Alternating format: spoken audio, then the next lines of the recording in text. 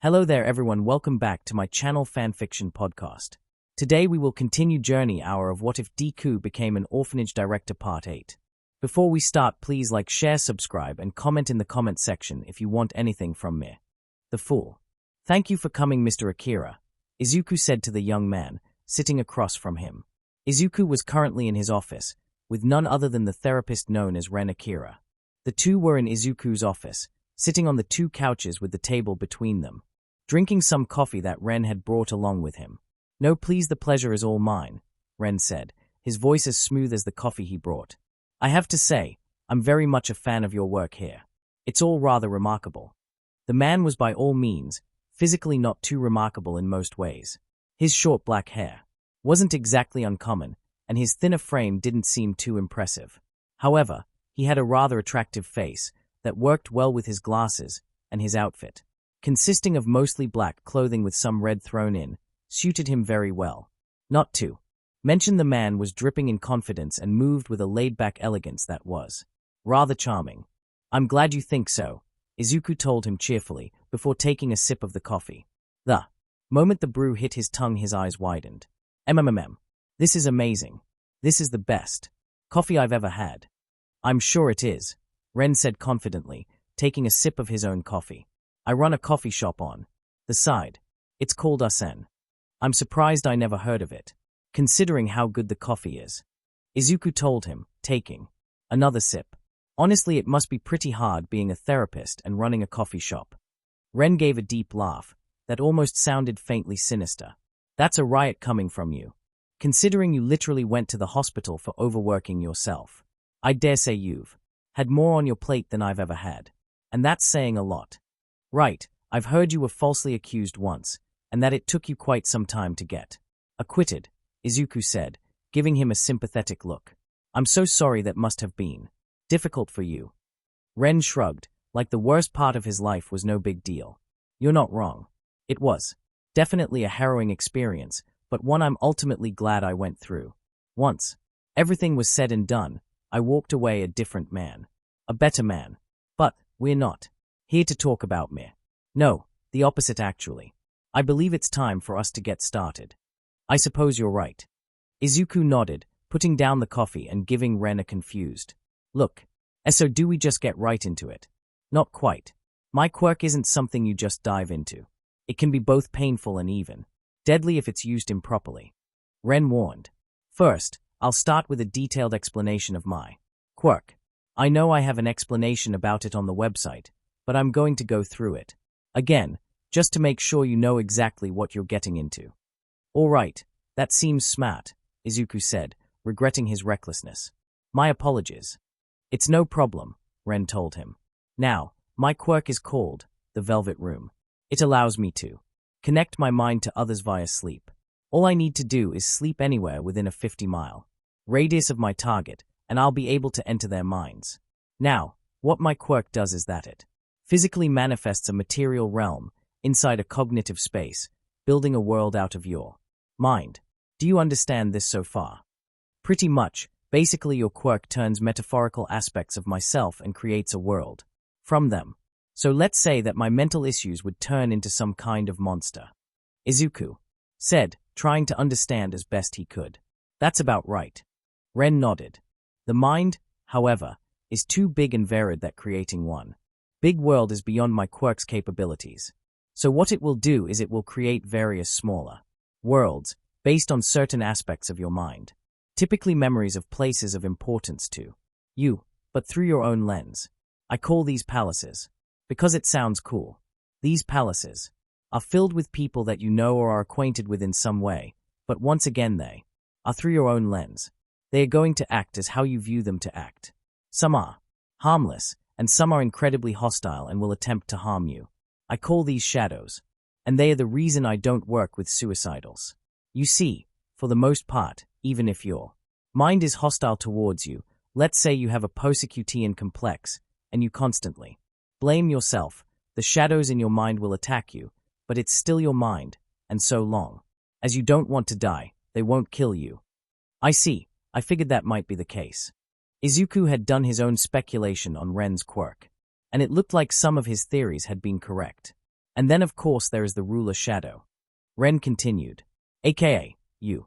The ruler shadow is, as you can probably imagine, a version of yourself, a fragment, so to speak, of you that runs that palace. Think of them as monarch. The monarch dictates the entire reality of the palace. If something were to change about the monarch, that would be reflected in the palace. If the monarch dies, then the whole palace will cease to exist. And what happens to the person in real life if you kill the monarch? Izuku asked. No idea. Ren shrugged. Given that it's part of someone's brain, it's probably not good. As such, I haven't tried it. I'm sure you can tell that my quirk is not something I can just screw around with. If I mess around, I could seriously harm someone's, maybe even kill them. Not to mention I'd be hard to find some to volunteer to let me do experiments in their brains. And entering people's minds without persimmon is not something I'm willing to do. Izuku nodded. I guess it's best someone like you got this quirk rather than someone with more dubious, more standards. You couldn't really hurt too many people with it before the police catch you. But you could definitely get away with ruining one person's brain and probably their entire life. Ren said. Now what you want to do when you enter a palace with hostile shadows is fight against the shadows and overcome the monarch. So, how does fighting in that palaces work? Izuku asked. Well, strength in palaces is typically indicated by willpower, Ren explained. The stronger your willpower, the more powerful you are. Of course, your actual abilities in the palaces are dictated by your abilities in real life. Mostly quirks, but as someone without a quirk, I'm curious to see how it will affect you. So am I. Izuku's mind was running wild with all sorts of possibilities about how his quirk may work in tandem with his own mind and lack of quirk. He couldn't deny, he was kind of eager to just jump into it. Now then, I need to ask you, do you have any suicidal thoughts or feelings? Ren asked him. Seriously, I've read your file, as well as your physiological profile, and I have to say, I have my doubts. Just under a year ago, you were seriously depressed, you didn't even leave your house, and you were on the verge of being placed on the suicide watch list. And while a lot of things have changed in that time, it's highly possible that those feelings still linger. And I don't want to risk sending you to your death. Izuku paused, taking a few moments to think, before giving his response. Back then, I had almost nothing. My dream was crushed and I just didn't feel like I had a reason to live. I spent my whole life with only one goal in mind. My whole life. It just felt like my whole life was pointless. If things had gone on like that for much longer, those thoughts may have crossed my mind. Given enough time, I may have even actually done it or at least tried. But that all changed when I met Eri. People like to say that I saved Eri that day, but in reality, she was also saving me. I felt like I had a purpose again, like there was a reason for me to exist. And the more kids that came into my life just confirmed that this, what I'm doing now, was my reason to live. Taking care of children, ensuring their happiness, and making sure they have a bright future was what I was meant to do, even if it wasn't what I originally wanted. I won't lie, I have a hard time when it comes to thinking about my own health, which led to my collapse. But after seeing the aftermath of that incident, I could never dream of allowing that again. I may not value my own life all that much, but the people I care about do. And so I would never dream of hurting them like that. I swear. The two of them stared at each other for a while, looking into each other's eyes, testing Izuku's resolve. Eventually, Ren smiled and leaned back before taking a sip of coffee. Very well then. I think it's time we moved on to the next part. Ren then took out some pills from his pocket. Now we can start using my quirk. Izuku took 2 pills and held them up to his face. So I'm assuming this is to put us to sleep. To put you to sleep. I've learned how to force myself to sleep by now. It's kind of a really useful skill when you have a quirk like mine. Ren smirked. For multiple people to enter into the palaces, you have to be touching me while my quirk is active. And you have to be sleeping too. Ah, I see, Izuku said. All right, let's begin. Izuku took the pills, and the two of them laid down on the floor, with Izuku touching Ren's shoulder. He closed his eyes and let the pills do their thing. XXXXXXXXXXXXXX. When Izuku opened his eyes, all he saw was velvet. He was in a cafe that was entirely covered in velvet. The walls, the booths, the stools, the ceiling, everything. The sounds of a piano and a woman singing could be heard through the whole cafe, but he couldn't find the source of the music. Izuku was currently sitting on one of the velvet stools, at the velvet bar, under the velvet lighting, and in front of him was a small girl, looking slightly older than Ken or Nora. She had long, blonde hair and wore a velvet hairband that matched her almost completely velvet outfit, with only some hints of black to spice it up. She stared at him kindly with her golden yellow eyes and gave him a soft smile. "Greetings, Izuku Midoriya. Welcome to the Velvet Room." Heh. Izuku was more than a little confused right now.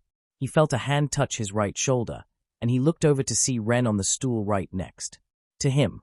"I told you my quirk creates a bridge between my mind and yours. This is that bridge," Ren explained. "The Velvet Room." Oh, that explains the name of your quirk," Izuku said, realization washing over him, before he curiously looked around the room. "Although why is it velvet? And why a cafe? I assume that has something to do with your own cafe. But who is this?" "Ah, how rude of me. I have yet to introduce myself," the girl said, before giving him a curtsy. "My name is Lavenza. I am the embodiment of Velvet Room itself. I am what you call a sentient quirk, organizing the human mind into a plethora of palaces, shadows, monarchs, is a bit too complicated for a human to properly do," Ren explained. "As such, my quirk needs to have its own mind to do that. Hence Lavenza." "Fascinating," Izuku said, taking another look at the whole place. One thing he noted in particular was two doors. One at the front of the cafe, where the exit would normally be in such a place, and a back door at the end. "But why is everything velvet?" "Because I like velvet," Lavenza explained. "Like I said, Lavenza is the embodiment of the place, so naturally she has some element of control over it.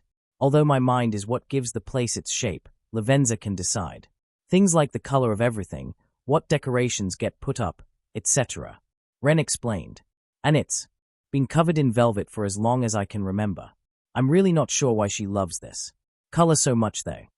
We all have things about us that we don't understand, like how you can eat so much curry and coffee despite what it does to your insides," Lavenza told him. "Anyway, we should probably get going now," Ren said, quickly changing the topic. "Since this is pretty much a dream world, time here passes differently, so we have plenty of time. But still, it's best if we do what came here to do." "Very well." Lavenza politely bowed, before gesturing towards the back door.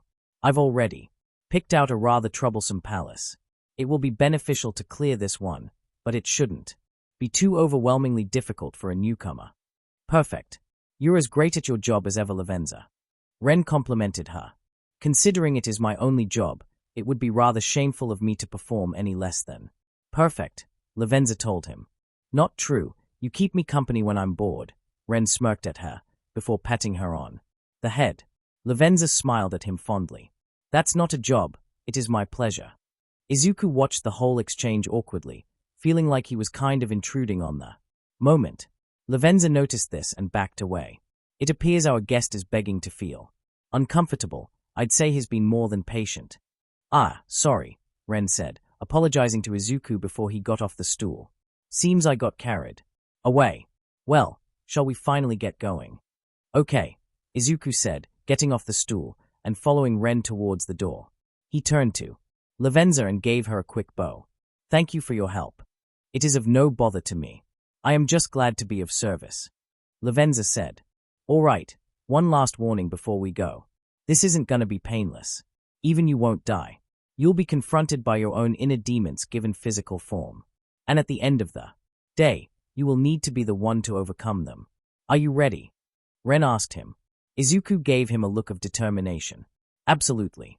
"Well then, let's go," Ren said. He opened the door, which let off a bright glowing light. The two walked in, and the door closed behind them. School of Wrath. Aldrea Junior High School. Izuku let out a deep sigh as stared at the gates to his old school. In hindsight, I should have seen this coming. Ren walked up next to him, but he looked different. His outfit had completely changed. Now he wore a black ankle-length tailcoat, a high-necked waistcoat, with gold accents, cinched black pants, brown black-heeled boots, and pair of red gloves. Over his face was a white domino mask, with some black designs on it. "What happened to your clothes?" Izuku stared at him in shock. "It's a cognitive realm. With a strong enough will, you can do things you can't in reality, including changing your clothes." Ren gave him a devilish grin. "I look good, don't I?" "I mean, yeah," Izuku admitted, getting over his shock and taking the time to admire Ren's outfit, much to the man's delight. "It looks like a hero costume." "It basically is. After all, I'm about to dive headfirst into danger, fighting off evil to save someone. Isn't that basically what a hero does?" Ren pointed out. "Well, you're not wrong." Izuku agreed, before looking at the gate, and felt anxiety flood him. Once more. "So, do we just go in?" "Are you ready?" Ren asked him. "Because once we go in there, the fighting is going to begin." How do I fight?" Izuku looked down at himself. He didn't go through an outfit change. Like Ren, he was still wearing his Aegis cloak. And he didn't feel any stronger. "You said it was about willpower, but it's not something you just feel at the start. You have to summon it."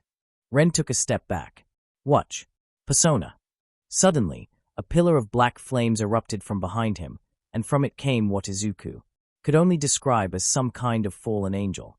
It was about 3 times the size of a normal person, with a very thin, slender body, and long arms and legs. From head to toe, it was covered in red and black, with some white ruffles. It wore a very tall top hat, on top of a black mask with long horns that pointed forward, and the mask also seemed to be its face, as it didn't seem to have a head. It wore a very 18th century themed suit, with a popped collar, and some stitched heart designs on the shoulders, and of course those white ruffles on its chest. It also had very sharp heels. They were more like daggers attached to its boots. Lastly, it had huge black wings coming out of its back, with feathers loosely attached to them. Overall, it was a very intimidating creature, so much so that Izuku took a step back from Ren and the beast while staring at them in awe. "This is Arsene. He is what I call a persona," Ren explained. "Essentially, it takes your will and forms it into a solid being to fight by your side and empower you, which allows you to fight back here." "Interesting. I wonder why it works like that," Izuku said, his mind filled with theories once more. "Probably because I read too much JoJo's." Ren shrugged. "Oh, guess that makes sense," Izuku responded. "So, how do I summon one?" "Well, you'll figure it out," Ren said, unsummoning Arsene. "I'd like to be less vague, but let's just say it's something you need to do without someone holding your hand. It's a part of the process." "All right, then I guess we should go in now," Izuku said, looking back at the gate. Unassuredly. On the other side, he could see people in his school uniform, but he couldn't see their faces. "So how do we get dash?" Before Izuku could even finish his question, the gates swung open. "You're a student here, remember? Or at least you were," Ren told him. "Of course, you're allowed in." Izuku walked towards the school, stopping just before he passed the gate completely, with Ren right beside him. He took a deep breath, and he stepped onto school grounds. And at that moment, everything changed. The gates slammed closed at an absurd speed, the metal doors slamming together so hard the sound resonated through the whole school. Ding dong, rang the school's bell. All the faceless students suddenly turned their heads towards him, and grins grew where there once wasn't even a mouth, and they all began laughing at him. Now Izuku really felt like he was back at middle school. The feeling of dread grew stronger within him as he started to sweat, and his heart rate increased a little. "None of it's real. You're not a student here anymore," Izuku reminded himself, as he and Ren walked down the main path. "You know, this isn't the first time I've gone through this exact situation," Ren told him. "Schools are breeding grounds for this kind of trauma. I would know.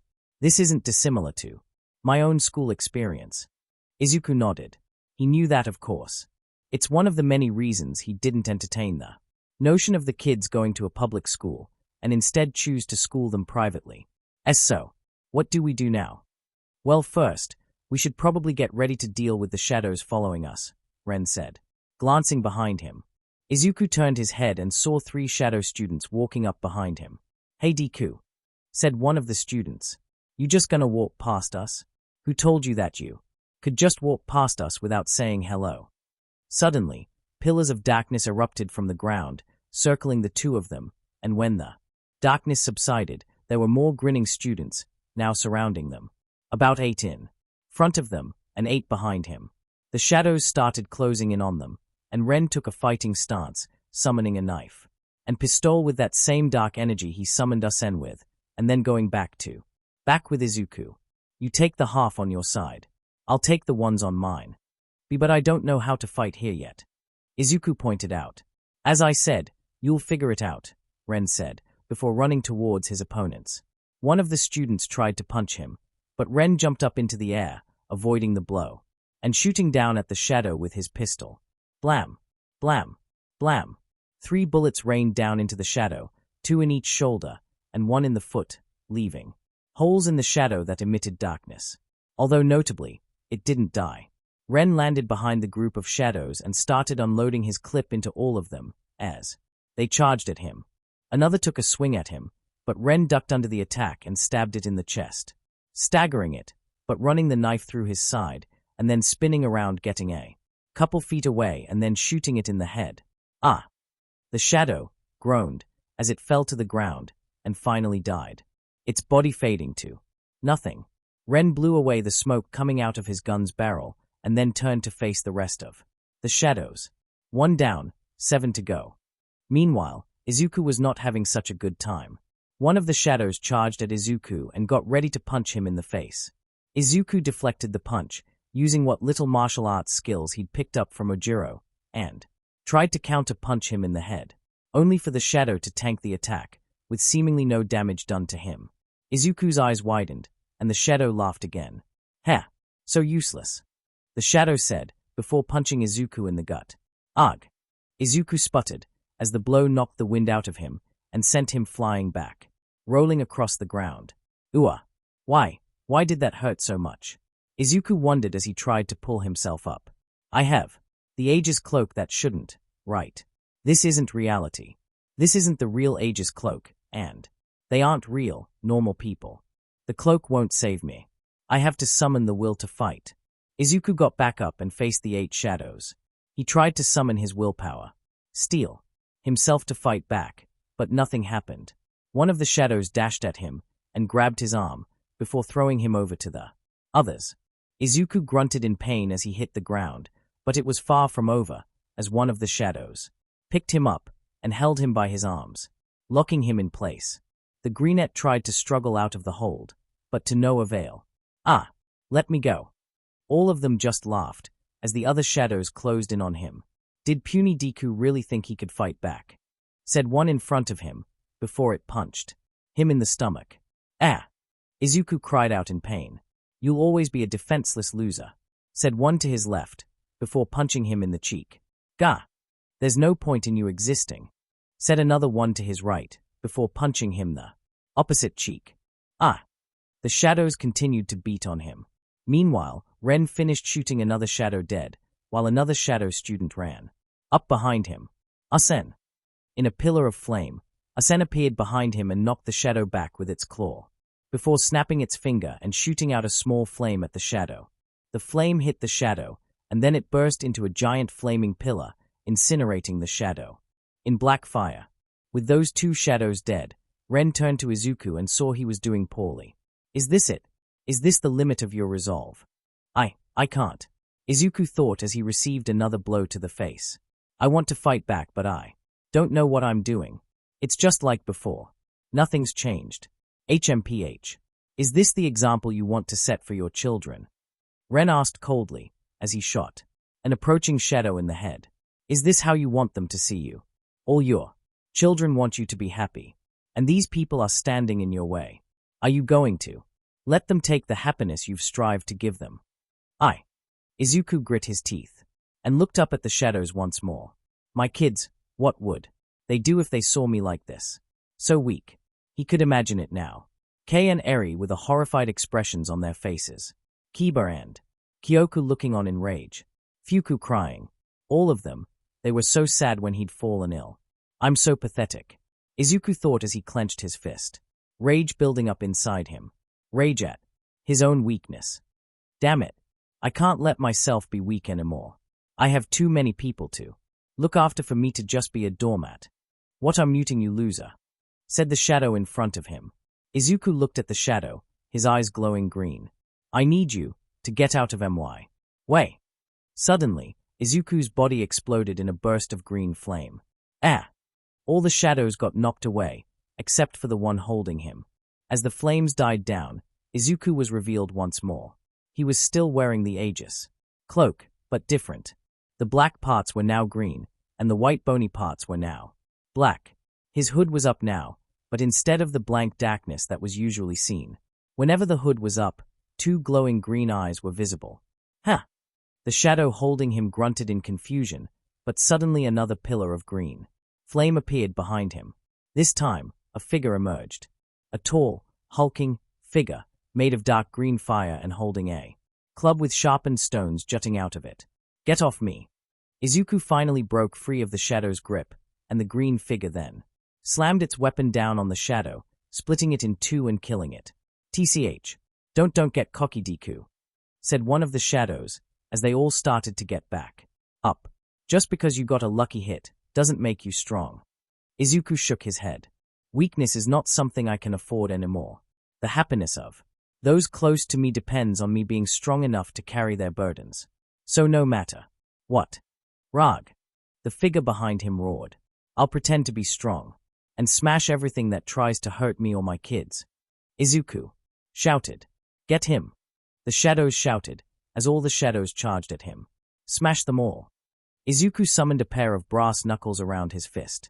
The flames around the figure behind him died down, revealing a colossal man, bigger than even all might, with gray skin and long black hair, wearing only 4 metal bands on his wrist and ankles and a metal skirt.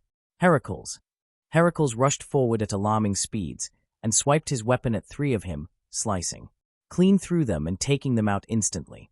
2 of them tried to rush past Heracles to attack Izuku, but Heracles grabbed one of them by the head and crushed their skull. The other one rushed at Izuku and tried to punch him, but Izuku caught the punch and returned it, socking the shadow across the face. And this time, it sends the shadow flying back and skidding across the ground, where Heracles then proceeded to stomp them to death. Izuku looked at the last 2 shadows, who were cowering in fear. Teacher, shouted one of the shadows. Teacher. Suddenly, the doors to the school burst open, and out came a faceless man in a plain white shirt and plaid pants, wearing a black tie. What's going on here? Izuku grit his teeth, knowing exactly what was going to happen next. Midoriya started attacking us for no reason. The shadow students lied, their fearful expressions turning into horrid grins. The shadow teacher looked at Izuku. The quirkless boy is starting trouble. Well, dash. Suddenly, the teacher's body started to convulse and change shape. It started to grow, becoming as tall as a small house, its teeth becoming sharp and jagged, as its hand turned into claws. I think he needs to be punished, the teacher said in a distorted, nightmarish voice. I'll put you in your place. Izuku looked up at the monstrous teacher. He'd felt just as small as he did back then. Don't let it get to you, Izuku. You can't afford to be that small ever again. Ren came up beside him. You ready? Yeah. Izuku nodded, getting into a battle stance. I'm good. You dare raise your hand against me? The teacher roared, shouting so loud, the force of his yell actually pushed Izuku and Ren back a bit, both to them needing to guard their faces. Rah! The teacher crouched down and lunged at them, moving at incredible speeds towards Izuku, with his hand outstretched. Heracles! Izuku shouted, summoning the massive man in front of him, who stopped the teacher where he stood, holding his hand open and keeping them from reaching Izuku. Ren jumped up and summoned Asen, who proceeded to shoot out a dark energy blast right at the teacher's face. Rah! The teacher roared in pain, his head being pushed to the right. Izuku ran over to the side, moving at superhuman speeds, getting right under the teacher's head, before jumping up and uppercutting the massive shadow. Gah! Why, you little? The teacher got up and took a few steps back, before raising its foot up and stomping the ground so hard, it caused a small earthquake, destroying the front of the school and causing the ground to fracture. Izuku jumped up, to avoid the attack, leaping higher humanly possible into the air. Once the shockwave attack finished, Izuku and Ren landed in the destroyed yard. Izuku summoned Heracles, who rushed at the teacher and swung his weapon at the teacher's leg, cutting halfway through it. Rah! Heracles roared, as he kept pushing his weapon deeper into the leg, pushing it further and further through the appendage. Get off me! The shadow shouted, raising its fist up to slam it down into Heracles. Not on my watch. Ren said, summoning Usen behind him and unloading a crap ton of bullets that were coated in Usen's dark energy right into the teacher's face. Gah! The teacher covered its face with its hand to protect it from the bullet, which gave Izuku a chance to jump forward and punch its other hand away from Heracles. Row! Heracles used all his strength and gave one great push, cleaving through the leg completely and sending the teacher falling to the ground. Now, let's finish him. Ren shouted. Right. Izuku agreed. Heracles, the colossal man, leaped up, super high into the air, before kicking off the air, propelling itself downward at top speed, with its weapon aimed right at the teacher's head. Slam! Heracles' attack connected, his weapon stabbing the teacher right in the face, hitting him so hard that it forced the man deeper into the ground, creating a huge crater. Why you going to the principal's office? The teacher said before it began to fade away into nothing. Once the teacher was gone, the two of them breathed a sigh of relief. Okay, so now what? Before Izuku could even finish his sentence, he was on his knees. The adrenaline was wearing off, and suddenly he was hit with a wave of exhaustion, so strong it was hard not to pass out here and now. What? It's a part of my quirk's drawback. The longer you're in here, the more exhausted you get. Ren told him, helping Izuku up and putting one of his arms over his shoulder to help him walk. It gets worse the more you exert yourself, especially when you're new. Come on, let's get out of here. But we didn't even make it to the school yet. Izuku protested as Ren turned him around and walked him to the gate. That happens a lot. No one tends to make it very far on their first visit. Ren explained. Don't worry, you did great. Izuku didn't have the energy to object any further and allowed Ren to drag him outside of the schoolyard. XXXXXXXXXXX. Izuku opened his eyes and instantly recognized that the exhaustion had not gone away. Ren got off the ground, doing a few stretches afterward. Well, that was a very productive first session. The young therapist offered Izuku a hand, and the teen accepted it, allowing Ren to pull him up. Doesn't feel like it, Izuku grunted, feeling phantom pains from all the hits he took in the cognitive realm. Healing the mind is not an easy process, Ren told him. Far from it. It's hard, and sometimes it'll feel like you're not making much progress at all. My quirk doesn't change that. It just makes the process much faster, in exchange for being a lot more painful. Yeah, I suppose so, Izuku said. I think I'll hold off on having you do anything with the kids until we clear a palace and see the effects. Of course, that's perfectly understandable. Ren told him. For now, you should take some time to rest. All right. Thank you for your time, Izuku said, smiling at the man. And thank you for letting me feel strong. Like, physically. It was my pleasure, Ren said, flashing him a grin. Shorts 16. Frog versus fish. Are you ready? Zu and Ken stood at the edge of a nearby lake. Zu in her hero costume, and Ken in his usual outfit. I was born ready. Ken smirked, both excitement and overconfidence showing on his face, as he held up his watch. Alrighty then. Transform, and let's begin. Zu told him. Ken happily complied. In a flash of green light, Ken transformed into the human-like fish monster, Ripjaws. And without any further ado, the two jumped into the lake, Ken's legs transforming into a fishtail once he was underwater. They both swam with ease, although Zu swam noticeably faster and with more ease. Having far more experience than Ken, the two of them then swam to the opposite sides of the lake, before staring down each other. Ken gave her a nod, and then Zu gave him a nod back. And so the fight began. Ken immediately rushed towards her, ready to go on the attack, while Zu waited patiently for him to approach. When Ken reached her, he tried to swipe at her, but Zu ducked underneath the claw swipe, and maneuvered herself so she could deliver a devastating double kick to the face. Ken's head got knocked back, and he was dazed for a moment, but he didn't even get the chanced to recover before Zhu kicked him in the side of the head, knocking him away. Although not very far, seeing as they were underwater. Man, those legs hurt, Ken thought to himself, as he shook his head to try and recover from Zhu's attack. And when he stopped seeing stars, he looked back at where Zhu was, only to see she wasn't there anymore. Where did she?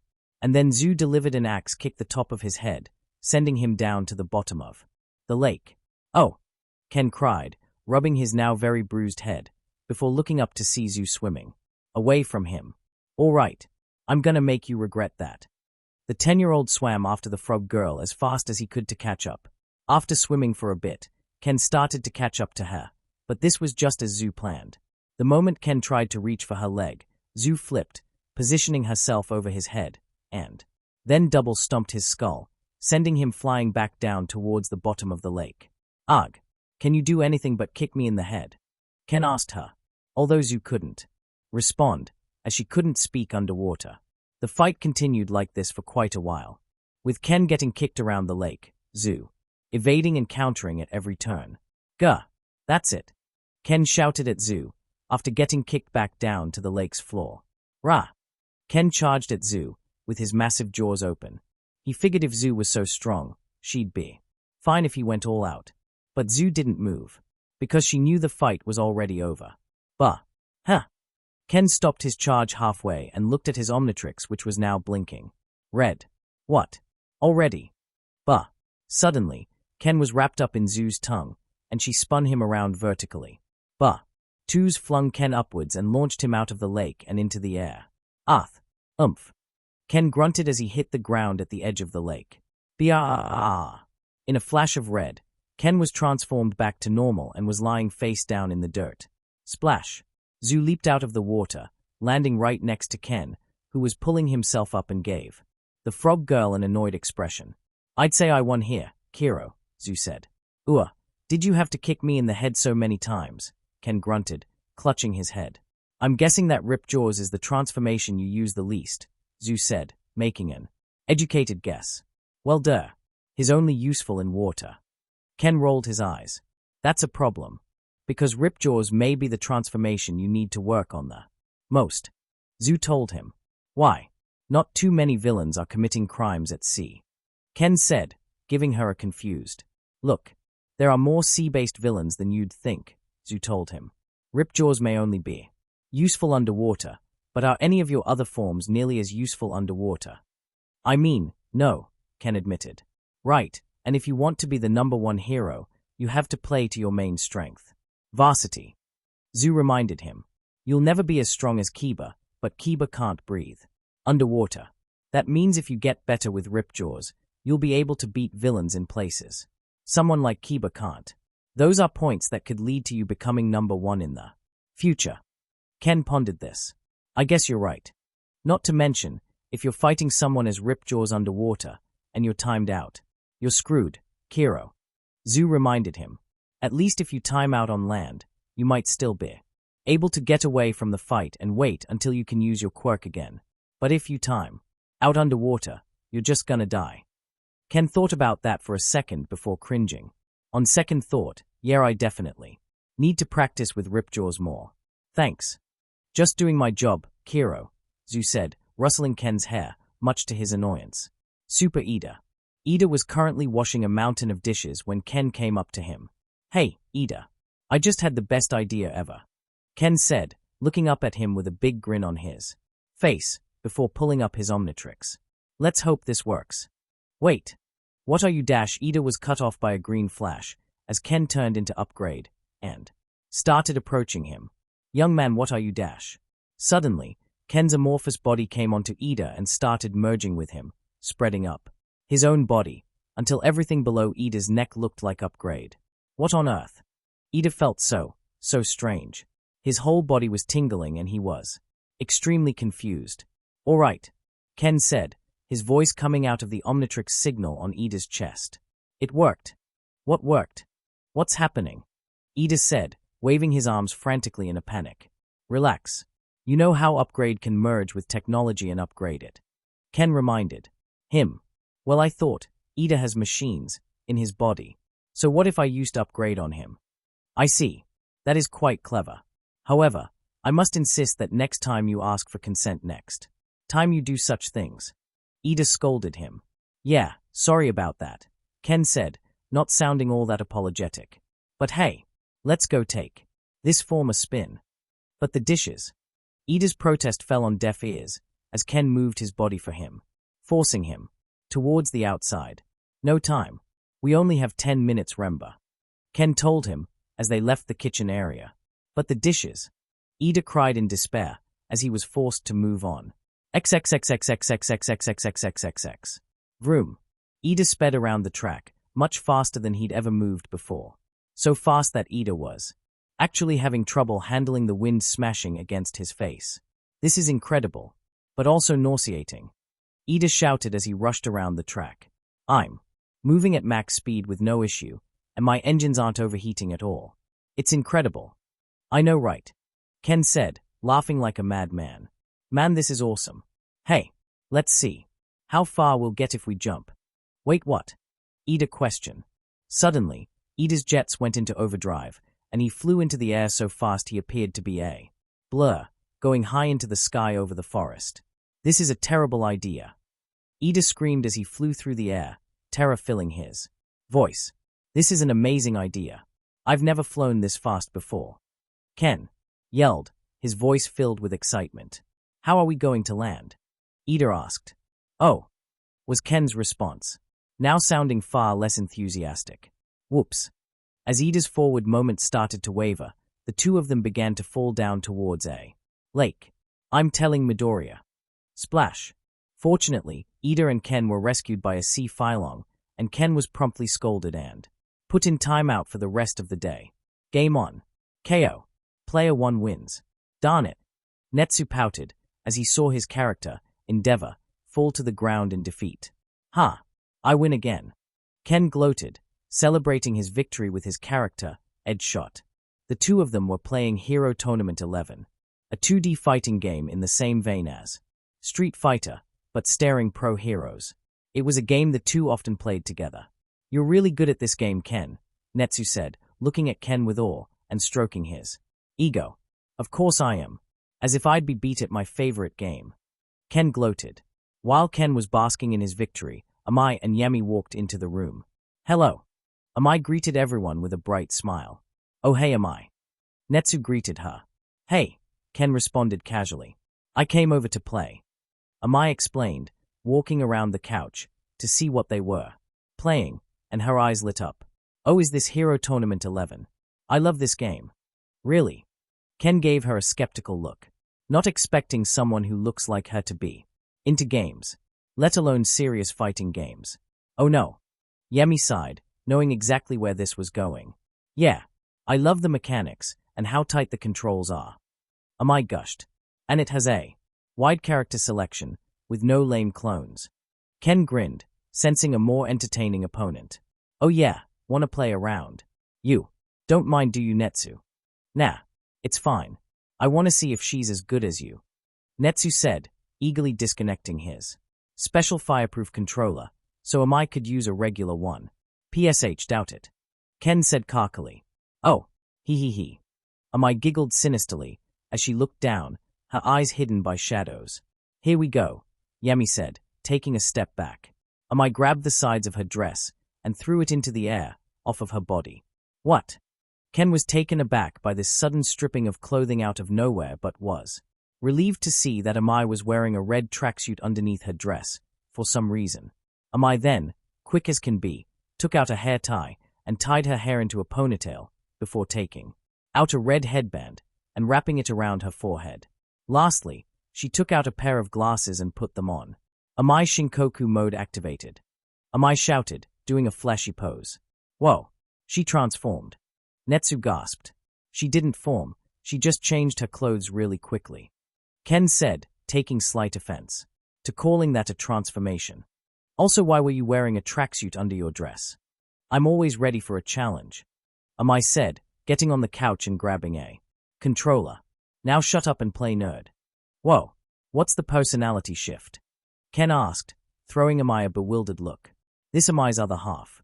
Gaming form. Yemi explained. She like this whenever someone Fight her in video game. Lots intense. Why she had no friends before met me. HMPH. Not my fault the scrubs couldn't take the heat. Amai responded as she connected her controller and got to the character select screen. So you're gonna stick with Edge Shot? Yeah. Ken answered, still confused by this new side of Amai. Not bad. Fast character, decent damage. His frames are probably the best in the game. But he has some troubles winning natural, although his counter, crouch, and dash make it really hard to hit him too. Not to mention his hitboxes are just dumb. Amai summarized. Nice. Pick A-tier character. Amai then proceeded to pick Endeavor. You sure you want to pick Endeavor? Ken asked confidently, giving her a smug look. Netsu just finished using him, and I kicked his butt. If you beat Endeavor with Edge Shot, then Tetsu's skills must be absolute garbage, Amai said. Casually. Hey! Netsu shouted, taken aback by the sudden insult. Also, my name is Netsu. Let me show you how someone actually plays Endeavor, Amai said, smirking wildly. The game started, and Ken immediately rushed forward with Edge Shot, rapidly attacking Endeavor, who guarded expertly, not taking a hit despite Edge Shot's relentless assault. What? Too scared to make a move. Ken chuckled, with Amai not saying a word in response, completely focused on the game. As this was happening, Kiba walked into the room. Greetings siblings IBYTHE. Darkness. Ken, what are you doing? I'm kicking Amai's butt. Ken said, still trying to get past Amai's perfect guarding. At least, I will be when I freaking hit her. Oh, you poor fool, Kiba said, giving Ken a pitiful look. I too fell for her trap. First form is a deceptive ruse, waiting to ensnare you so she can reveal her true form. For you. See, Amai is actually a professional gamer. Downloaded. Amai shouted. Time to go. Suddenly, Endeavor did a burst attack that flung Edge Shot away from them. Endeavor then jumped back, gaining some more distance from him, before firing off a fireball, and then as the fireball was traveling towards Edge Shot, Endeavor shot a fire blast upwards that started traveling down towards Edge Shot, and after that Endeavor crouched down and set the floor on fire. Ken was overwhelmed. He blocked the fireball, but not the flaming ground, which hit low, and as such went around his standing block, causing him to get hit. And this was the start of Ken's zoning hell. The screen was covered in fire, Endeavor throwing around flames like there was no tomorrow, and Ken only managed to block a few attacks before getting hit by something from the other side of the screen. And anytime Ken tried to get in close, Edge Shot would just get a flashfire fist to the face, or run into a Hell Spider attack. KO. Player 2 wins. Edge Shot was down in no time. GGEZ, Amai said, cracking her fingers and doing some stretches. How? Ken gaped like a fish. I would have perfected you, but I needed to learn your playstyle first, Amai told him. Didn't want to get tagged by a filthy casual. Better to sacrifice the perfect to chip shield. Damage. As I said, she's not just any typical gamer. She's a pro, try-hard gamer. Kiba explained. She's even won tournaments. Whoa, really? Netsu said, looking at Amai in awe. Amai smiled smugly. Yup. One day I'm gonna be a real pro. I'm gonna win the big leagues. And do gaming as a job. You can do that? Ken asked, looking at her wide-eyed. The big tournaments pay lots of cash. So I could make boatloads of money by playing games. Amai explained, before giving Ken a smug look. But I don't think it's the kind of thing for scrubs like you, Ren. Okay. First, my name is Ken. Ken responded angrily. And second, you only won one game. Don't think you're so much better than me. Oh, you want to go for round 2? Amai offered confidently. That poor soul. Kiba shook her head, before looking at Yemi. You want to get some popcorn so we can watch this massacre properly? Yemi shrugged. Okay. And so it began. For the next hour or so, Amai continued to absolutely destroy Ken in every single way imaginable, perfecting him in every round. After zoning him out for a few rounds, Ken decided to switch to All Might and try to brute force his way through Endeavor's zoning with super armor. Not a bad strategy. But, unfortunately, the gap in skill was too high. Every time All Might would get close to Endeavor would lock him in a combo and knock him back. Then Amai switched to Fat Gum and countered him into the ground.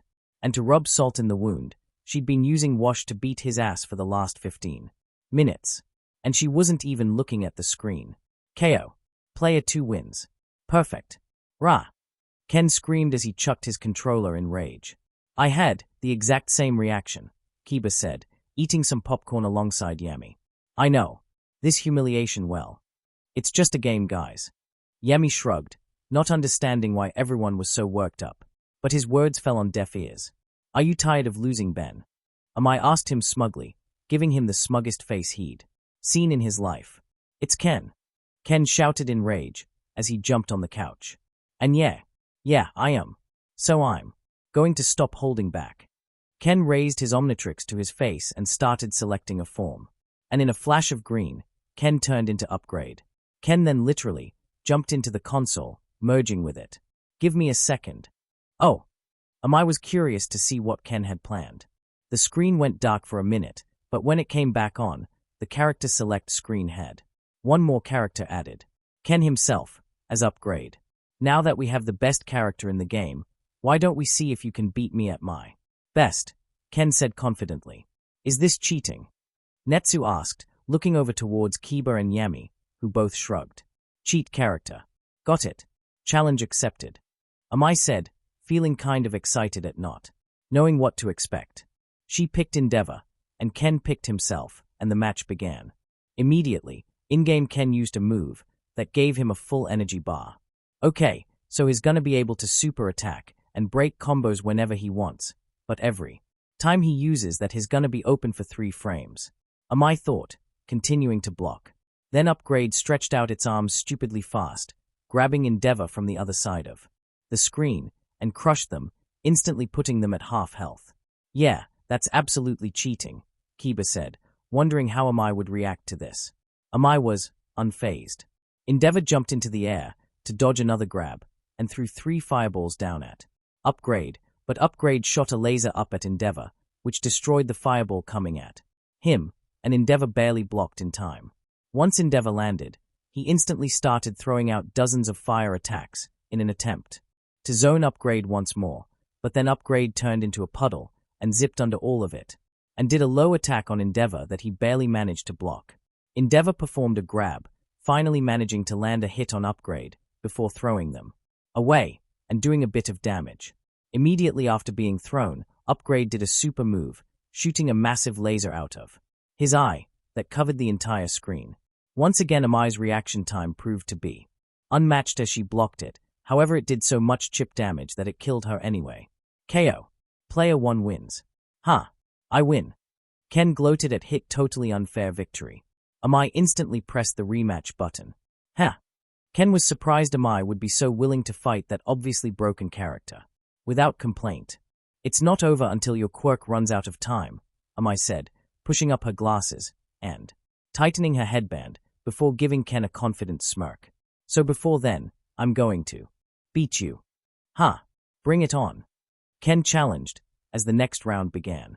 As soon as the round started, Upgrade did his full bar move, and Endeavor stomped the ground, causing a pillar of fire to rise under them and hit Ken, doing a bit of damage. Immediately, Ken did the super move, causing Upgrade to shoot out the massive screen, filling laser. Seeing as Amai couldn't block or dodge it, she only had one course of action, and so Amai proceeded to parry the entire thing, timing it perfectly so she never took a bit of damage. What? Ken and Netsu shouted in shock. Of course, Ken knew it was possible to parry the beam. That's why he felt comfortable, making it undodgeable and unblockable. He just didn't expect her to actually be able to do it. Yemi and Kiba remained unfazed, having already witnessed Amai's skills. Of course, Ken's shock left him open for an attack, and after parrying that huge attack, Amai had plenty of meter. Prominence burn. Endeavor shouted as he did his ultimate move, shooting a massive beam of fire at Upgrade. Upgrade was now below half HP, and Ken was panicking. He was tempted to just cheat even more than he was already. But then what was even the point? This was to prove she wasn't as good of a gamer as she thought she was, and if he put her in a completely impossible situation, then that would just defeat the purpose. So he soldiered on. He shot out another super laser at her, hoping to catch her while Endeavor was recovering from his ultimate. However, Amai barely managed to stay parrying in time, and then did another stomp attack, hitting Upgrade with a fire pillar, taking away more of Upgrade's HP. Upgrade then instantly teleported behind Endeavor, but Endeavor still proceeded to block it. As Amai had expected him to give himself a teleport, and the moment she saw the animation, she reacted. Amai was now stuck blocking Upgrade's combo though, and she was taking a ton of chip damage, so she had to do something, and quick. Which wasn't easy because Ken made all his moves plus on block. But she knew Ken didn't have the patience to wear her down like this. And inevitably, she was right, and she saw him going for a grab, and moved back, escaping from Upgrade, before unleashing a flashfire fist, burning some meter to lower its startup significantly and blast Ken away from him, while putting his HP in the red. Upgrade teleported behind Endeavor again and immediately used its massive laser, which Endeavor parried again. Out of desperation, Ken tried his command grab again, but Endeavor used his ultimate and blasted Upgrade to death. KO. Player 2 wins. No. Ken shouted in despair. Ha! Get wrecked. Amai cheered, smiling victoriously as she held her arms in the air. Whoa, she actually beat him. Netsu shouted in amazement, his fire flaring up. Most impressive. I'll admit even with her skills I was skeptical she could beat such a cheap character in such a short amount of time, but she really has outdone herself here. Kiba said, giving Amai a soft applause. Thanks, Lady K, Amai said. Brr. In a flash of red, Ken was no longer merged with the console and no longer Upgrade. Damn it, I'll beat you one day. Ken swore, feeling absurdly frustrated. Sure you will, scrub, Amai responded cockily before she looked up and noticed something. Despite Ken no longer being merged with the console, the Upgrade character was still on the select screen. Wait, can just change game codes in seconds? Huh? Ken asked, before looking up to see his character still in-game. Oh yeah, any physical changes Upgrade makes to stuff is undone, but changing code is permanent. Wait. Kiba's eyes grew wide. Does that mean you can put anyone into a game? Including myself? Oh yeah. Ken took a second to think about that, and an idea popped into his head. For a price. If you want money, why don't you just make a game? Amai asked. And thus the room fell into dead silence, as the bomb had just been dropped. Amai, Ken said, turning to her with dollar signs in his eyes. I take back every bad thing I said about you in my head. Guys, I'm making a video game. Game plan. Inside Ken's room, a group of children had gathered. Of course, there was Ken himself and his sister Nora. But along with them were Eri, Kei, Kiba, Fu, Kota, Shiruku, Yemi, Otoko, and Netsu. Fuku was also here, surprisingly enough, with her hoodie on of course, and she'd eaten a bit of Amai's calm candies. Speaking of whom, Amai was also present. Why were they all here? To plan a game, of course. While Ken could handle the technical aspects of creating a game, he could use some help with the creative aspects. As such, he went around asking everyone if they would be interested in helping him, and this is who he got. All right, so here's what I have so far. Ken pitched. A handsome, incredibly talented man gets transported to a fantasy world that's being invaded by monsters ruled by a terrible demon king, and he must wield the Genesis Gauntlet, a gauntlet that lets him turn into different types of dragons to stop him and save the world. Nora rolled her eyes. You're not even being subtle that the main character is yourself. Insert. Well, it's my game. Why shouldn't I be the main character? Ken said, defending himself.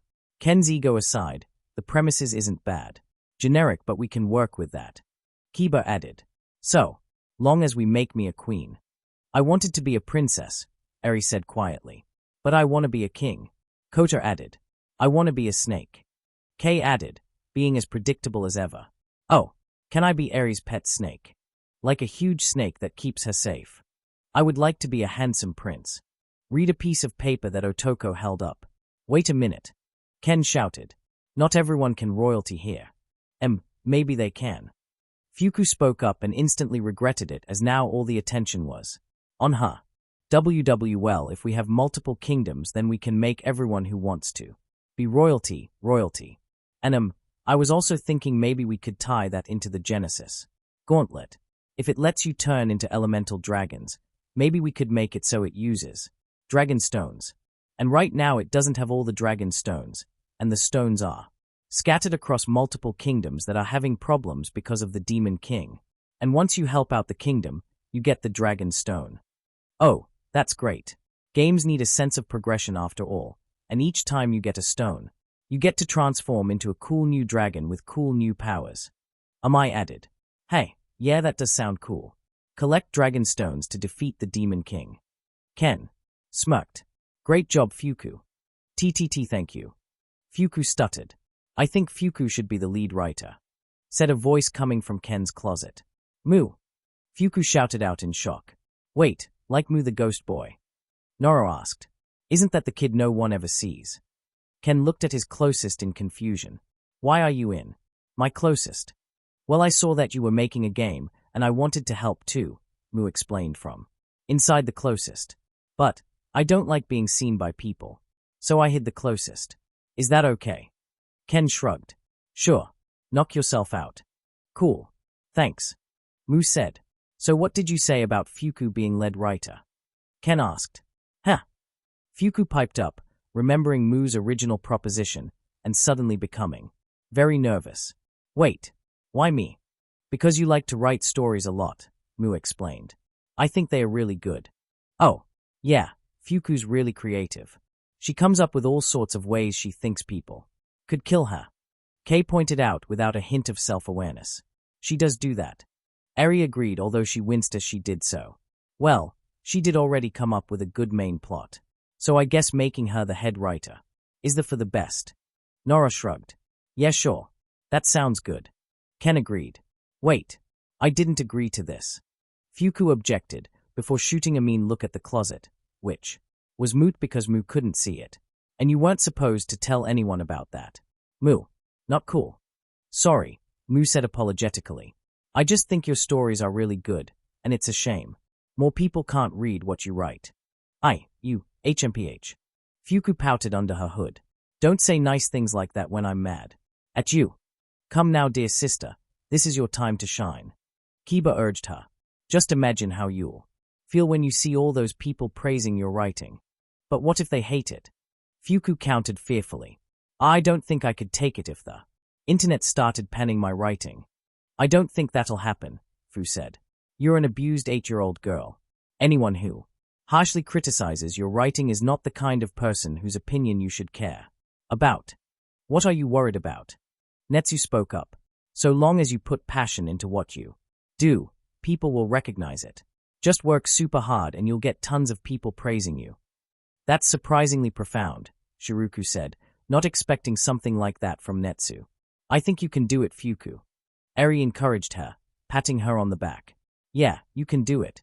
Kei joined in on the back patting. I think it's the right choice.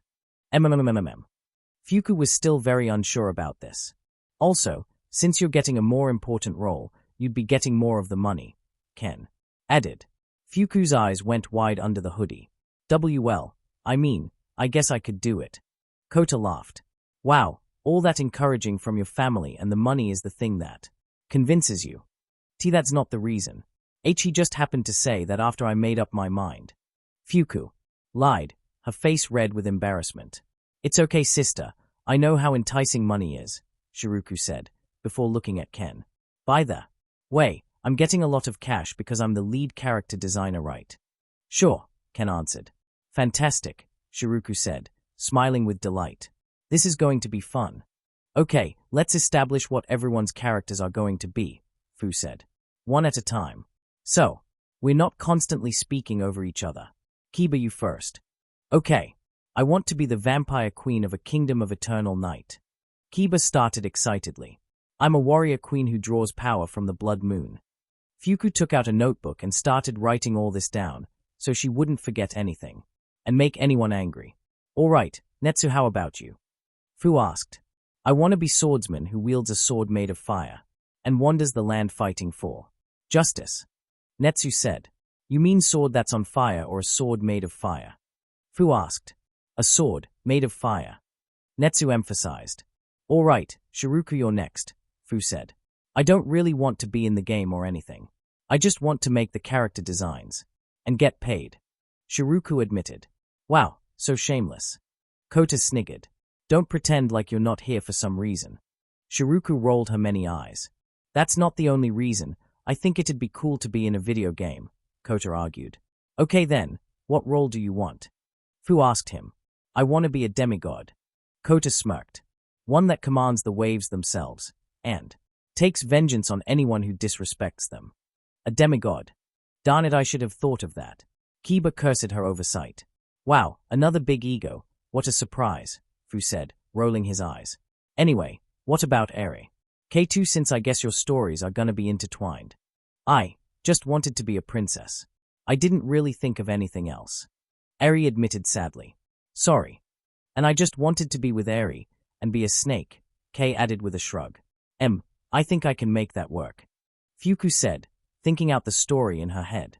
What if Eri is the princess of time that watches over the course of history with her guardian, the Greek snake K, and when the demon lord comes and threatens her world, and when no one can wield the Genesis gauntlet, she summons someone from another world who can. Oh, that sounds so cool. Kay gasped, her eyes widening in amazement. Heck yeah, that's amazing. Ken smiled widely. Chosen hero, picked by the princess of time. I like the sound of that. Great job, Fuku. I knew I was paying you for something. You haven't paid me yet, Fuku mumbled. Are you okay with Eri? Fu asked. Eri nodded, and gave Fuku a thumbs up, making the hooded girl blush. By the way, what role do you want, Fuku? Noro asked. Oh well. Fuku hesitated. It might sound a bit silly, but please don't judge me for it. You're fine. Just say it. Ken told her. Okay, I want to be Lady Kiba's younger sister, a warrior princess who was called Eri to help the hero and ran away at the beginning of the game to aid them. Fuku explained very quickly, before going silent and nervously waiting for everyone's reactions. Oh, so you're going to be the tutorial character. Am I summarized? The one who introduces all the gameplay mechanics and tells us about the world. Oh, my sweet little sister. Kiba wrapped her arms around Kiba, bringing her into a hug. How utterly adorable. I accept this with all of my black heart. Lady Kiba, please, this is embarrassing. Fuku pleaded, although that didn't stop her from leaning into the embrace. Come now, there's no shame in being hugged by your big sister. Kiba insisted. Isn't Fuku older than Kiba? Amai whispered to Yemi. Yemi shrugged. They don't care. All right, Otoko, you're next, Fu said. Otoko nodded and raised a sign that he'd been writing on, which read, I want to be a nice-looking prince that rules over plants and protects nature. All right. Yemi, what about you? Fu asked. Not in-game. Draw monsters. Yemi explained. So you want to be the monster designer. That makes sense. Fu said. Yeah, you're pretty much a monster designer in real life. Netsu pointed out. What about you, Nora? Fu asked. Well, I don't want to do the same thing as Ken, so how about a witch? Nora decided. I always liked reading about magic systems in fiction, so being witch sounds good. I thought you were one already. Ken snickered, earning a glare from his sister. What about you, Fu? What did you want to be? Fu shrugged. I don't really care. I just came because I thought this would interesting to watch. Same, Mu said from the closet. Okay, so the last person is Amai, Shiruku said. Do you want to be in the game, Amai? Not really, I just wanted to talk about the gameplay, Amai said. By the way, what kind of gameplay is the game gonna have? Oh right, that. Ken said, his eyes going wide as he realized he forgot something very important. You wanted to make a game, but didn't even decide what kind of game it was going to be. Nora said, mocking him with a smug look on her face. Shut it or I'm cutting your character. Ken threatened. Well, if you haven't decided, then RPG is probably the best. It's not my favorite genre, but it's pretty simple and harder to mess up, Amai explained. It's also a good genre for long games, and this seems like it's gonna be one of those. Alright, sounds good. I like a good RPG, Ken said. And I can go all out on the super attacks. This game is gonna look so good it'll blow people's minds. That's good. Lots of people will just buy a game for its graphics, even if the game itself is total garbage. Amai said. Which it won't be if I have anything to say about it. So, Fuku is going to be a lead writer. Shiruku will be the character designer, Yemi will be the monster designer, Amai will be the gameplay designer, and Ken will be the one actually making the game. Fu summarized. We still need someone to design the world itself. Cities, and forest, and stuff. And we'll need someone to market the game, and let people know about it. I will be the one to spread the word of our game far and wide. Kiba proudly volunteered. I'll have my followers tell the entire world about it. And I'll ask Caretaker if he can help us. Make a trailer once enough of the game is done. Is it really okay to ask him to spend all that money? I looked up how much money is spent on advertising, and it's ridiculous. Nora said, wincing slightly.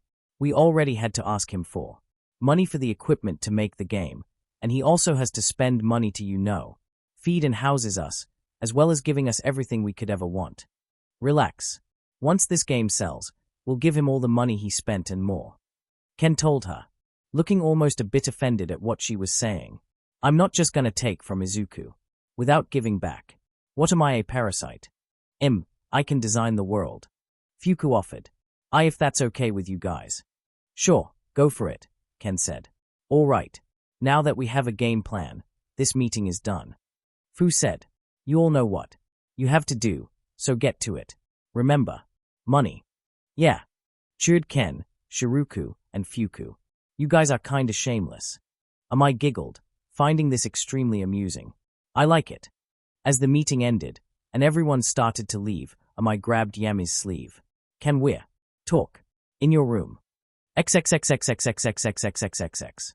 After a quick trip to Yami's room, the two sat on Yami's bed, and Amai began to speak. So, my school is having a sports festival soon, Amai explained, blushing slightly for some reason. Yami titled his head. Like UA. Hey. No. It's nowhere near as big as something like that. Amai smiled at the childish misunderstanding. It reminded her how innocent he was despite his appearance, and how smart he actually was. Lots of schools have events like this, but UA's is one of a kind. But it's still pretty important for my school. And I really hate to lose, even if it's not at video games. So, I would really appreciate it if you went and cheered me on. Amai turned away, as she awaited her answer. There was a long pause before Yemi gave his response. Don't be afraid to ask me things, Yemi said. Huh. Amai turned back and saw Yemi staring intensely at her. You are, my friend, Yemi said, trying to get his words right. You make me happy. So, don't be scared to ask me things. I want to make you happy. Amai's blush intensified, and she almost squealed a little bit. SSO you'll come. Yemi nodded and gave her a small smile. It was more like his mouth twitched upwards. But that was just how Yemi smiled. Amai gave a nervous smile in return, trying not to make it obvious how much her heart was pounding. GG great. Thank you so much. Yemi nodded again, accepted her gratitude. Afterward, there was a long, awkward silence, with Amai looking away from Yemi, and Yemi looking intensely at her. Well, I am going to ask your dad for permission. Bye. Eventually, Amai couldn't take the awkwardness, and ran out, leaving Yemi slightly confused. If only he could pinpoint what that strange positive emotion she was feeling was. In the face of death. Izuku was very nervous. It was after Amai's school held the sports festival, and Yemi had returned, but he didn't look to be in the best of moods. Not that he looked particularly angry or sad, but he seemed lost. And so Izuku sat Yemi down on the couch in his office and talked. Okay, something is clearly bothering you, Izuku told him. So, just tell me what it is, and we can figure it out, okay? Yemi nodded. Amai class. Izuku felt a growing pit in his stomach when he said that, his mind racing with possibilities. None of them good. Oh, did they react poorly to you? They went insane, Yemi stated. Insane with fear. Well, that's a little bit of an exaggeration, don't you think? Izuku asked. And then Yemi told him exactly what happened. XXXXXXXXXXXXXXX. It was bright and early on the day at Anax's elementary school, and all the students were outside in their gym clothes. Amai was standing in her class, watching as the parents flooded in, anxiously waiting for Yemi and her parents to arrive. So Nagai, I heard you invited a boy to the festival to cheer you on, said one of the girls in her class with elephant ears, looking very smug. Huh? Amai gasped, looking at her in shock. How did you know about that? I heard you while you were talking to the teachers about it. The girl said, pointing to her ears. Wait, Nagai has a boyfriend. Another girl gasped. No way, really, gasped yet another girl. Wait, Yemi's just a friend. Amai shouted, her face turning red. But her words fell on deaf ears. What's he look like? Is he cute? Is he super strong? The girls all swarmed her, absolutely dying for some juicy gossip topics. Wait, I told you it's not like that. Amai repeated. Amai. Amai's eyes widened, and she saw her parents walking towards her, alongside Kirishima, who was sent by Izuku to watch over Yami. Her father is where Amai got most of her looks from, being a standard handsome, blonde man wearing a black suit. On the other hand, her mother was so drastically different that you'd likely never guess they were related. With green skin, big black bug-like eyes, long brown hair, and bug-like antenna coming out of her forehead. Mom. Dad. Amai gave a sigh of relief as they came closer, but quickly realized something.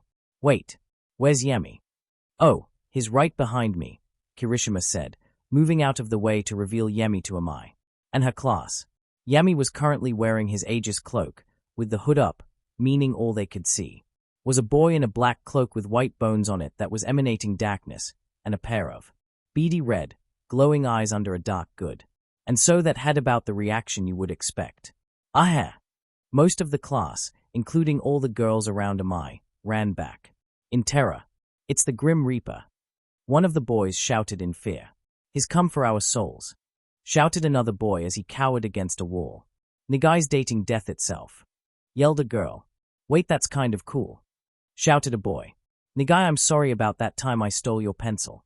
Please don't let your boyfriend eat me, shouted a girl who looked like she was about to cry. Nagai, I'm sorry about the time I tripped you in class. I don't dislike you, I just got jealous. Because you're so pretty.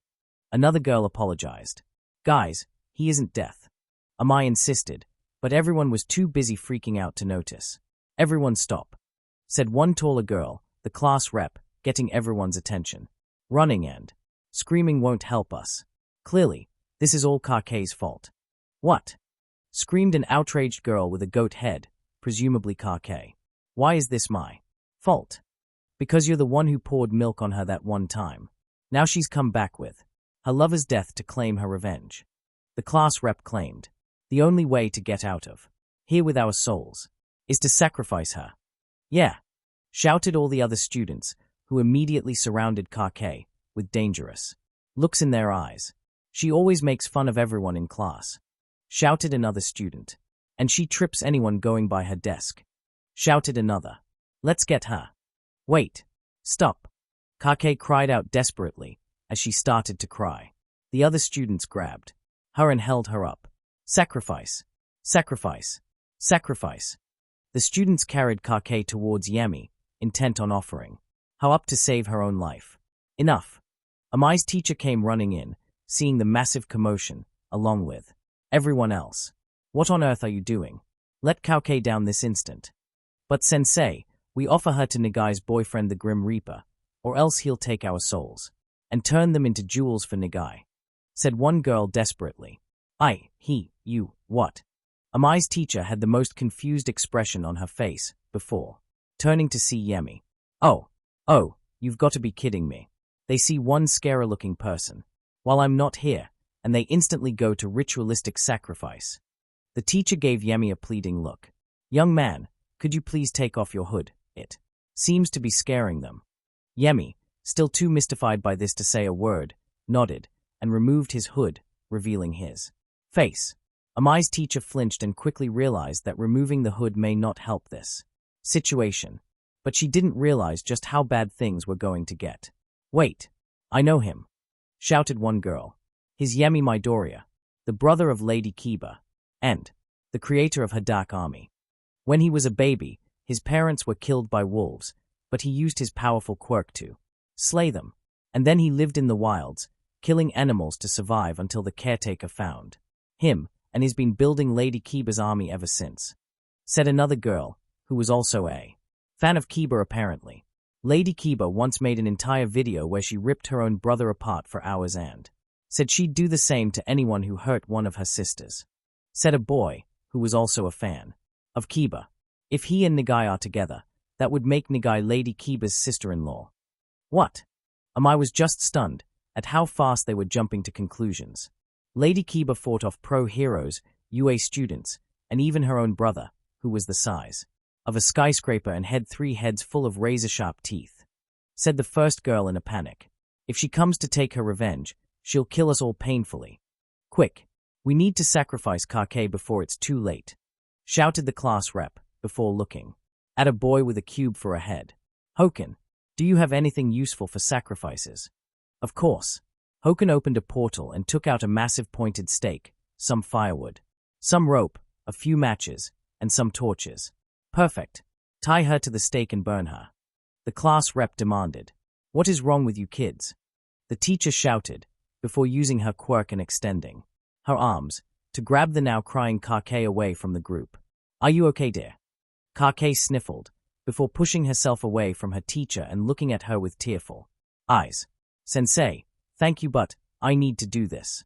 Her teacher, as well as everyone watching, was utterly flabbergasted as Kake went back to her classmates and let them take her.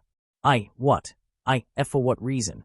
I've had a lot of time to think since they said I was offered as a sacrifice, Kake said, as her class tied her to the stake while listening intently. My class hated me so much, they instantly choose me to sacrifice. And they did it because I've been such a mean person to all of them. They all grew to hate me. But I don't want to be hated. Back at my old school, I used to have lots of friends, and then everyone turned against me when I got my quirk and started looking like this. After I transferred here, I didn't want to get close to anyone, because I didn't want to feel betrayed again. So I treated everyone so badly, so they wouldn't get close to me. But I didn't want to make everyone hate me. I want people to like me. But it's too late. Hopefully, if I sacrifice myself so everyone can live, they'll like me after I'm dead. Am I being pranked right now? Yemi thought to himself as he tried to comprehend what the hell he was looking at.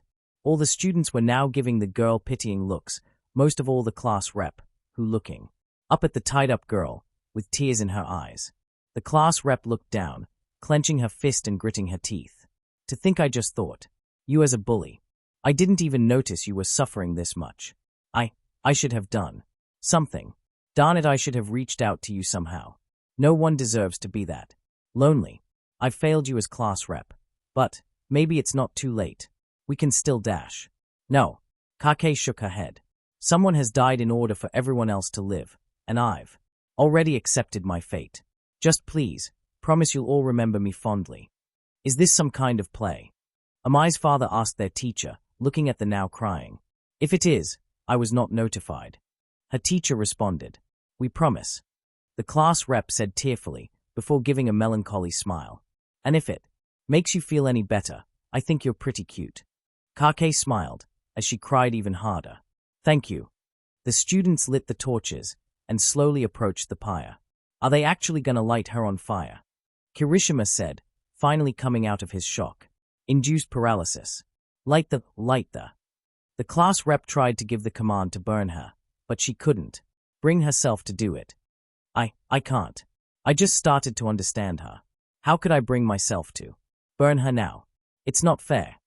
Kake was about to say something when one of the Kiba fangirls spoke up. Wait. Stop, don't set the fire. Said the fangirl. I just realized something. What if this was a test? All her classmates gave her concerned looks. Think about it. Why would she send him on the day of the sports festival? A day about overcoming challenges and improving yourself. The girl continued. It was a test. We're not supposed to sacrifice her, but the old version of her. The one that was being mean out of fear. So that way she could be reborn as a new, better version of herself. Right, Nagai? Sure. Yeah. Absolutely, you got it right. At this point, Amai still didn't know what was going on and didn't care. She'd just say the thing least likely to get someone burned. Alive. Of course. How could I have been so blind? Everything makes sense. The class rep said. Oh, does it now? The teacher pinched the bridge of her nose. So I can live? Kake asked, sounding both relieved and saddened. But then no one will accept me.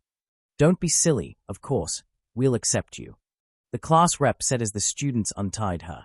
So, long as you promise not to be mean anymore. I promise, but I'm not really good at being around people. Kake admitted shyly. We'll figure it out together.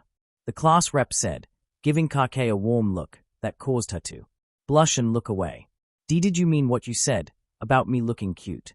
Kake asked sheepishly. She nearly had you burned at the stake. Not even 2 minutes ago, why are you falling for? Ha! Am I asked in her head? Absolutely. The class rep said, holding her hand, before looking at the rest of the class. Everyone, we've overcome a great trial. Be proud of yourselves. Yeth. The class cheered. Now let's go get some celebratory ice cream. The class rep said as she and the class walked off. Literally, just leaving.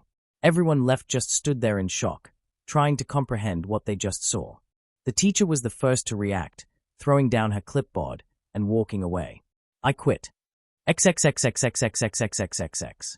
So you're saying that when you showed up, the kids there went so crazy with fear that they attempted to make a sacrifice to you and Kiba, learned some kind of lesson, and then left. Izuku summarized, with a very perplexed expression. Yami nodded. Yes. Izuku stayed silent for a while, just looking at Yami, trying to gauge if this was a prank or joke of some kind, or a weird lie. Now, while Yami wouldn't be the kind of person to do that, Izuku couldn't accept a story that absurd off the bat. After seeing that Yami seemed genuine, Izuku pulled out his phone to check the authenticity of the story. Hello, Mr. Nagai. Yes, I'm calling about the sports festival. Yami just told me a interesting story. Izuku said over the phone. Wait, that really happened? Including the sacrifice? Really? Oh, okay then. I hope you have a good day then. Goodbye. Izuku set the phone down and turned back to Yami. Okay. So, give me a second. The two then sat in silence for a while, as Izuku tried to figure out what to even say after that. After a lot of contemplation, Izuku finally spoke up. You didn't make those kids go insane. Yami. They were clearly in desperate need of mental help before they met you. They need therapy. Yami asked. Yes, Yami. Yes, they do, really badly. Izuku told him. Don't take this as your fault, you didn't even say anything. Normal people won't see your face and try to offer the lives of their friends to you like some kind of ancient god. This was a very, very, very unlikely scenario. Okay. Yami nodded, accepting that this was just a weird, unexplainable thing that happened. In life, it made more sense like that. How did I take this, by the way? Izuku asked. Had to work with different class. Because class walked off. Went well, won a lot. Pretend. Like nothing happened. Yami explained. Well, that's good. Izuku breathed a sigh of relief. You must be hungry, why don't you go down to the kitchen and get some food? Yami enthusiastically nodded, very much in the mood for something tasty. As he got up to leave, Izuku said one last thing. Oh, and tell Kiba to come here. I need to ask her to tell her audience not to sacrifice people in her name. Izuku said, breaking the ice.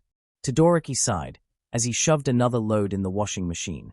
After the whole incident with Kiba, Todoroki had been reduced to laundry duty this whole time, which was a pretty small punishment considering what he did. But it was definitely still a punishment. He had to hand wash Kei's visors for one, and that was the easiest part.